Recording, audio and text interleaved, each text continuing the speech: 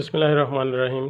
अस्सलाम वालेकुम। तो फ्रेंड्स, आज की हमारी वीडियो है आई ड्रॉप्स के बारे में। आई ड्रॉप चाहे कोई भी हो, चाहे आप उसे सेल्फ मेडिकेशन के तौर पर इस्तेमाल करते हैं या किसी डॉक्टर के प्रिस्क्राइब पर आप उसे यूज़ करते हैं, तो उसमें कुछ एहतियात की ज़रूरत होती है।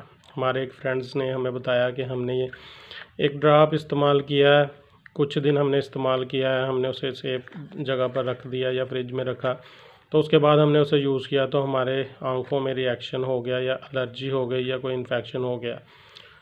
तो हमने उनसे मालूमात ली तो उन्होंने हमें बताया कि हमने ये ड्रॉप इस्तेमाल करने के 2 माह बाद दोबारा उसी ड्रॉप को इस्तेमाल किया, तो आधे से 1 घंटे के बाद हमारी आँखों में बहुत ज़बरदस्त इन्फेक्शन हो गया।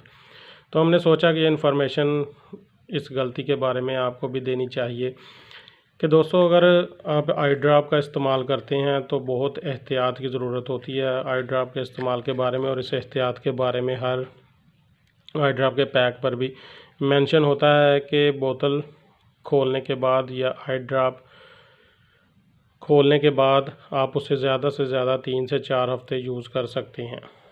तो ये एहतियात लाजमी तौर पर करें, क्योंकि जब आप उसे यूज़ करते हैं और उसका जो एक्सपायरी है, जो उस पर मेंशन है, वो सिर्फ़ वो एक्सपायरी मेंशन होती है जो पैक बंद है या शेल्फ़ लेवल के लिए ये एक्सपायरी है। जब आप इसे खोलते हैं तो इसकी जो एक्सपायरी है वो तकरीबन 1 माह ज़्यादा से ज़्यादा रह जाती है।